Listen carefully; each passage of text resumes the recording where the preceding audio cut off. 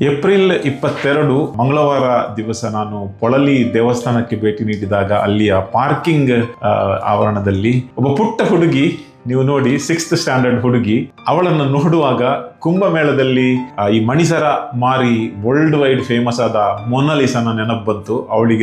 ಅವಳೊಂದಿಗೆ ನಿಂತು ಒಂದು ಫೋಟೋ ತೆಗೆದೆ ಮತ್ತು ಮಾತಾಡಿದೆ.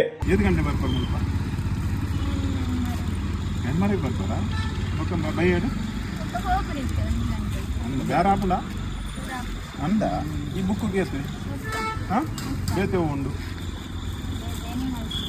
ಎನಿಮಲ್ಸ್లో ಉಂಟಾ?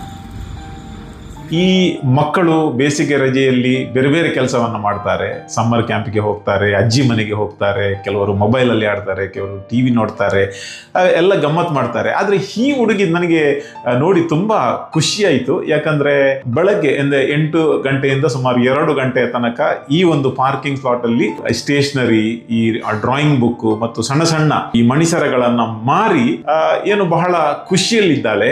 ಇದೇನು ಅವಳಿಗೆ ಬಹುಶಃ ಮನೆಗೆ ಹೋಗಿ ಅವರ ಮನೆಯಲ್ಲಿ ತುಂಬಾ ಕಷ್ಟ ಇದೆ ಅಂತ ಅಲ್ಲ, ಆದ್ರೆ ರಜೆಯನ್ನ ಒಂದು ಯೂಸ್ಫುಲ್ ಆಗಿ ನಾವು ಸ್ಪೆಂಡ್ ಮಾಡಬಹುದು. ಅವಳಿಗೆ ಎಷ್ಟೊಂದು ಜವಾಬ್ದಾರಿ ಈ ಸಣ್ಣ ಪ್ರಾಯದಲ್ಲಿ ಬಂದಿದೆ, ಎಷ್ಟೊಂದು ಧೈರ್ಯ ಬಂದಿದೆ ಮತ್ತು ಎಷ್ಟೊಂದು ಖುಷಿಯಿಂದ ಮಾಡ್ತಾಳೆ. ಅವಳನ್ನ ನೋಡಿ ನನ್ಗೆ ಖುಷಿ ಆಯಿತು. ಬಹುಶಃ ಇಂತಹ ಸಣ್ಣ ಮಕ್ಕಳು ನಮಗೆಲ್ಲರಿಗೂ ಪ್ರೇರಣೆ. ವಿಶೇಷವಾಗಿ ಈಗಿನ ಕಾಲದಲ್ಲಿ ಮೊಬೈಲಲ್ಲಿ ಎಡಿಕ್ಟ್ ಆಗಿ ಅಥವಾ ಯಾವುದೇ ಒಂದು ಆಟಕ್ಕೆ, ಗೇಮಿಗೆ ಎಡಿಕ್ಟ್ ಆಗಿ ಟೈಮನ್ನು ವೇಸ್ಟ್ ಮಾಡುವ ಬದಲು ಏನೆಲ್ಲ ಹೊಸ ಚಿಂತನೆಗಳನ್ನು ಮಾಡಬಹುದು ಮತ್ತು ಖುಷಿಯಲ್ಲಿರ್ಬೋದು. ಮಕ್ಕಳು ಕೂಡ ಈ ರಜೆಯಲ್ಲಿ, ಬೇಸಿಗೆ ರಜೆಯಲ್ಲಿ ಹೇಗೆ ಖುಷಿಯಲ್ಲಿರ್ಬೋದು ಅಂತ ಇವಳು ನಮಗೆ ಕಲಿಸ್ತಾಳೆ.